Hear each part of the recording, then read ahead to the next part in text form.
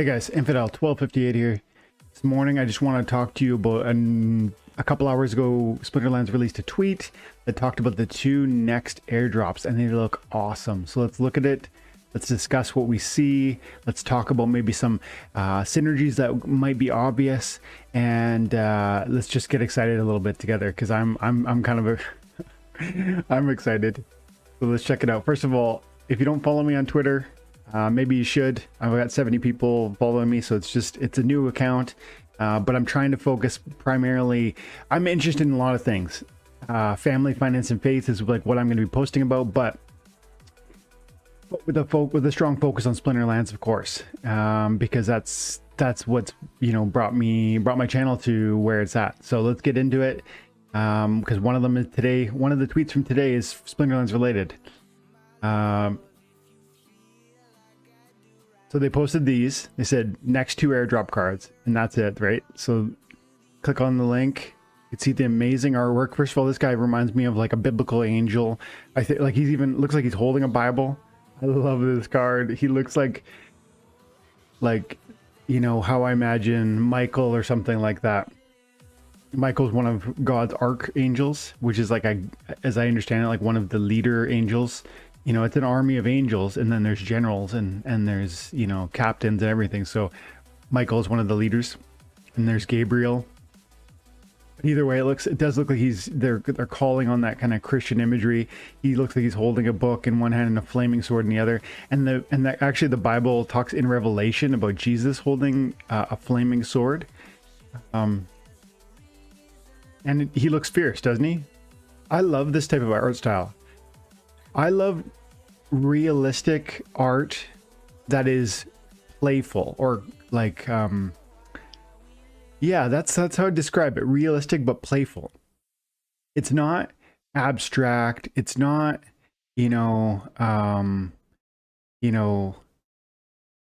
meaningless, which often modern art is like. They'll just be splotches of color, and to me this is like, it's obvious this is a superhero, this is an angel, this is a warrior, this is a comic book character, or like even like God willing, a movie one day, like a Splinterlands movie. I've said this about great lore for decades. Games like StarCraft, Diablo, World of Warcraft, even games like Super Mario and Legend of Zelda, I always wanted more. I wanted deeper. And when I look at a character like this, and yes, there were certain movies for some of those games, but they mostly sucked. And so, when we tap into a game that we really love, what do we get? We get a character that you kind of lift up mentally, and you're like, that guy's awesome. I want to know more about him. What's going on with his backstory? Who is he? And like who are his enemies, who are his his friends. I want to know more. And there's two things about that. One, the story, it's so hard to write that story better than you can imagine it. That's one of the beautiful things about books. If you guys don't read a lot of books, if you just watch the movie of your favorite, if there are books that you've read that turn into movies, you can attest to the fact that often the book is more fulfilling, more satisfying. You might just say it's better. But I really think it's more satisfying is what it actually is. And why? Because when you're reading a description of a character, they don't give you the color of his shirt, they don't give you the height or the face, or the dimensions of how far his eyes are separated from one another. All of this stuff gets filled in for you when you watch a movie and an actor has a certain physique. But when a book gives it to you, the person that you are enjoying, you're excited for, that you're supporting, the protagonist could be anybody that you imagine. And that's important for your ability to connect to them.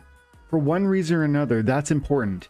So I love diving deeper, and when I look at a character like this, I want to go to that next level, but I also really hope that Splinterlands does it well in terms of, executing something like what's a good example? Like Lord of the Rings, the series is amazing, and they do such a good job of honoring the written text, even though they diverge in some significant ways.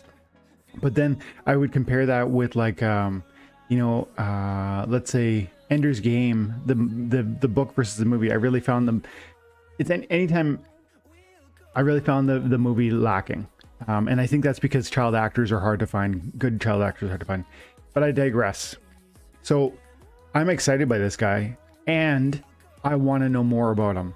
I want to know who he is. I want to know, you know, are there more purifiers like Uriel the Purifier? Is there other people at that class? I want to know more. Also, it would have been really cool if he had like a new ability that was somehow like redemption is kind of seems the right. What about like baptize or something like a Christian word that like exercise? How about that? You know, exorcism. What about if he had exercise and it was like he does 1 damage to undead per round or something like that. It would only be to undead, not to death. I mean to like zombies or to certain monsters that might be undead from any splinter for that matter. And then you'd have to juggle how many undead there were per splinter. So maybe that could be a problem in terms of making them overpowered or underpowered. But that could be fun, right? And lore specific. But I do like the redemption. That makes sense. Like as he's going out, he just like gets 1 more blast. Look at this hit point pool, like 12 hit points and self-heal. The recharge, of course, I really love. And, you know, at 4, this thing's going to hit like a truck. But you know what you're going to want here? As a defender, now let's switch into, we're talking about lore. Now let's move into a conversation around the utility of this card and the synergies for it. Okay, so clearly he's going to be very powerful. He's going to be he could be a main tank. He's got to be a tank because he can't hit from the second position with melee, except for certain situations, right? So he's your tank, but he's got recharge. He's not going to hit till the second turn. He does have flight and a decent speed, so it's conceivable that he'll dodge and survive to the second round. I do think he'll survive till the second round with this number of hit points. And he does get to heal, even if he doesn't get to attack in the first round. So, but here's the problem. I think he's got the life to stay alive to the second round, but let's say he hits in the second round. What happens? He's going to hit 4 melee times 3 is 12 melee. That's huge. But force field is going to stop you, right? That's going to make a 12 will become 1. What else? 1 shield, 1 armor will stop you because it'll be all 12 hit points, all 12 melee will turn into 1 damage to 1 armor. So if your opponent has, you know, armor, even if your opponent was running something like this in response, or perhaps any of the other melee monsters that have armor and repair, which is another, like there's a Death Splinter monster. Go over here quickly. Death. It's rare. A good counter for a cheap cost might be something like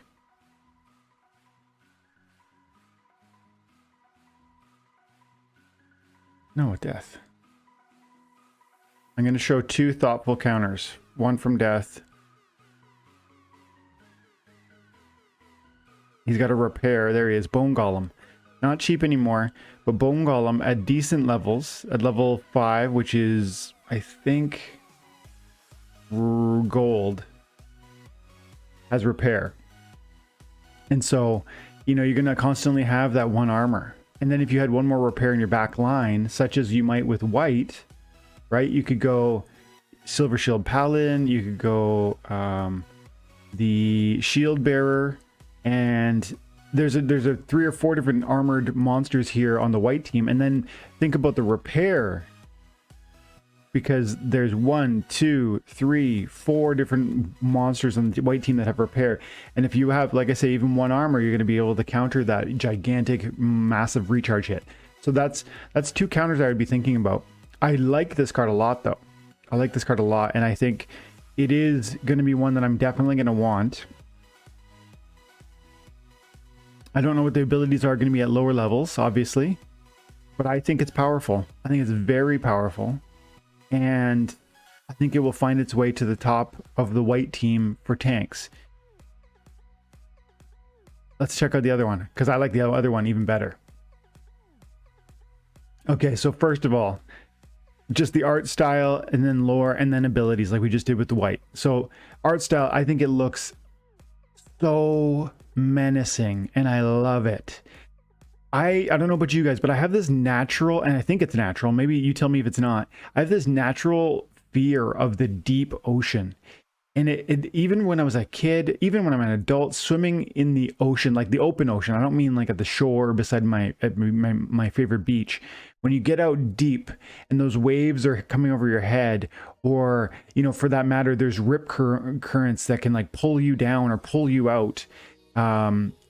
Sharks, whales, you know, so much. And it's really, you know what it is? It's kind of like we were just talking about with the books and lore. The idea that it could be anything. That's what the power of the imagination, right? It could be anything. And so there's something in you that's like deeply, you know, evolutionary entrenched, where it's like, be afraid. You don't know what that is. And I love that about the deep ocean. I love that about this card, because he's underwater. He's enormous. Like, you get the sense he's enormous. He can't even fit on the card. And he looks prehistoric.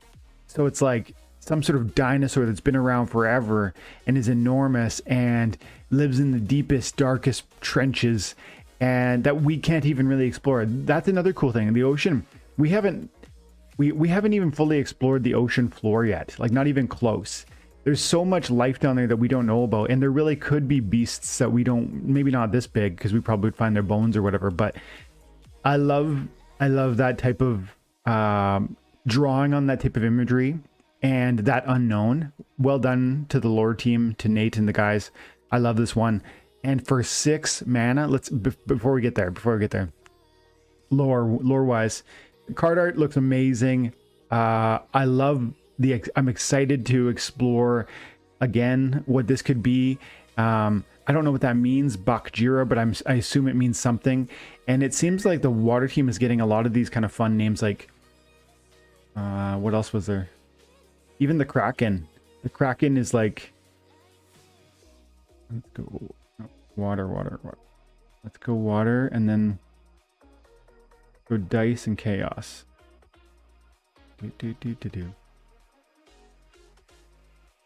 Water, dice, chaos, regular. So Kulu, Deep Lurker, Murdali, even the funny spelling of Demon Shark.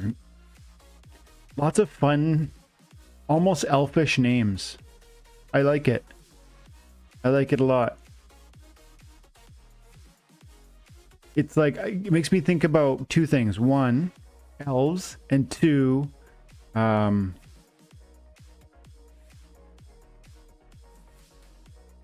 what's that? Atlantis. That's what I think. Elves and Atlantis. I mean, this girl even looks like an elf. This guy looks like an elf. This guy, they all have elfish ears. Yeah. Very cool. Riverdale. Look at elf. Cool. Really cool. So let's get back to it. So, love the card art. I'm excited to explore what they're doing with blue. And this card to me seems absolutely must have. Absolutely. Here's the thing, guys. 16 hit points. 17 with the strengthen. Out of the gate with self-heal, which is going to do, I think, roughly 7 heal points per heal because of the hit points. Because I don't fully understand the math around healing. If someone has a link that'll properly and fully elaborate on how many heal points you get per heal, that would be helpful. But I have noticed that the more hit points you start with, the higher your heal, the more hit points your heal will provide. And so with the gelatinous cube, when you get up to like 17, 18, 20 hit points, you're getting 7 heals per go. And so I think he's going to start off with like a 6 heal, which is huge. And he's got void. So if he had no void, I would still love him. The slow to me feels kind of irrelevant. It's kind of a toss in, like an extra. These three work so well together. And the only way I would see this guy as vulnerable, I see him as very not as very invulnerable. Because of the number of hit points, the heal, you throw another heal on there, maybe you throw some armor on him, maybe a repair with the Murdali that I just showed you, right? The Murdali. This one, the Murdali has both tank heal and repair. So you do something like that in the back lines, and then you throw the it's a reward card. What's that called? The Wavesmith, right? The Wavesmith. Put some armor on him. And by the way, the Wavesmith is like really fallen in price.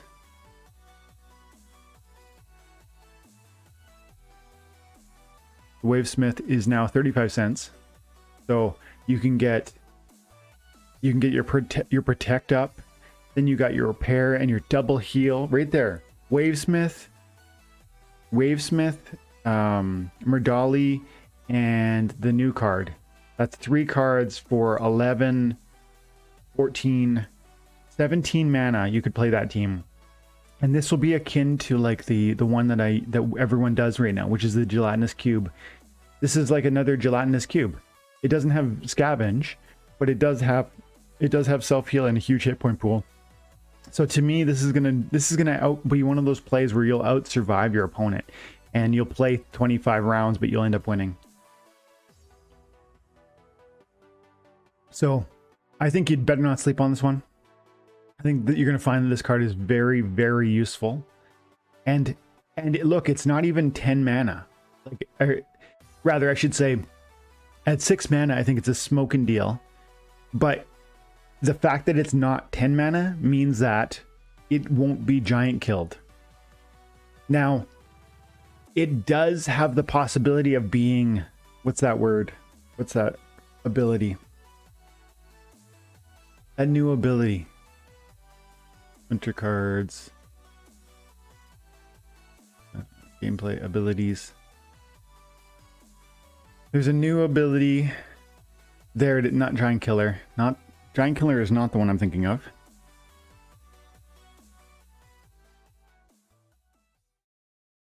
There it is. Death Blow. Death Blow could take it out, right? Because the monster does 2 damage if their target is the only monster left. So if you were to play with one of these against me, and I'm doing what I just described, which is like essentially a heal, sustain. Which one of these is going to survive, though? See, what I would be doing is not attacking at all. I play 17 mana. I'm not attacking you at all. I'm just essentially staying there to outlive you. Who's going to kill me? Death Blow. Maybe he would. Because he's got Death Blow and he's got... Oh, Giant Killer's irrelevant. So... Oh, Zyvax would. Zyvax would. Because he's got Recharge. So every other round he's going to slap you for 9 with a Death Blow for 18. Oh! Zyvax. This is what I'm talking about, guys. This is one of those cards that didn't get a lot of love. But this is going to be a moment where this card just got more useful as a result of this new legendary. Because people will play this like I currently play the Gelatinous Cube, and you will lose to it. Unless you have cards like that one. Cards like Zyvax. Where did it go? Splinter cards. Why Zyvax? Because specifically he has the close range, so he can fire from the first position. Even if he's the last one, he'll still be fighting for you. Second of all, he's got Recharge, which triples his damage, making it going from 3 to 9. And Death Blow. The monster does 2x damage if their target is the only monster left on the enemy team. So in the scenario I described, you're gonna slap for 18 archery damage, and you'll just go nuke them. Like my character gone in one blow. So love it. I love it. This is exactly proving the point that you don't want to sleep on certain monster cards. Cards like this right now are definitely undervalued. Let's see. Regular dragon. Fresh. Now, where is he? Look, he's the cheapest. Oh my goodness, I'm buying 3 right now. Oh, I can't quite afford 3. Look at that. I'm like 300 credits shy. We'll get 2. So, I think Zyvax got an indirect buff through the utility and the main tank meta change that will be Bak Jira. That's what I'm saying here. Bak Jira is literally a new meta card for the blue team. I believe that. And I think you'll have one of a few different counters. Yes, of course, in a high mana match where you've got 40 or 50 mana to throw, you're gonna nuke this guy, because that's a lot of hit points, but it's not enough against what you can throw out there when it's 50 mana points. But in the context of 17 or 20 mana, a card like this is going to be a must-have. It's going to define the blue team's that sort of long play. And really, what would you do? Help me understand how you would counter that. The only thing you could do really is with 17 mana, you got to spend 3 on the summoner. You got 14 mana left. You're gonna do like a sneak or an opportunity play, and some of the best opportunity monsters are probably on fire, and you could do like Serpentine Spy for 4 damage plus poison at the higher levels. So that's 6 damage. You could do Affliction, I suppose. That'd be a smart play. But the problem is the Bak Jira play that I'm describing. You wouldn't do it every single time. You would do it infrequently enough that they wouldn't necessarily know. But if they did like an opportunity play with like a really inexpensive, all of these cheap 2 and 3 cost cards that can attack with a decent amount of damage, 2, 3, 4, you could put together a pretty powerful team that was putting out 4, 8, 10, probably 12 damage a turn. But you'd have to be really expecting me to do the Bak Jira play, and most people won't. And so I'm going to say that the win rate on Bak Jira is going to be quite high, which will be fun to see at a later date when that data's out. So yes, I think Bak Jira is amazing. I do think you're going to want counters to that in the form of Death Blow and Recharge, because those will spike those 16 hit point monsters down with no problem. And that's Zyvax right there, right? This is the man. So what do you guys think? Which one, if you could only have one of these 2 cards, I put that on Twitter, by the way, if you could only have one of the 2 cards, which one would you choose? I'd love to see what you guys think about that. I am strong in favor of the blue team, even though I don't love blues, is like my least favorite Splinter, but this card, I love it. I'm gonna get them both though. Okay guys, thanks for your time and attention. Have an amazing day. God bless.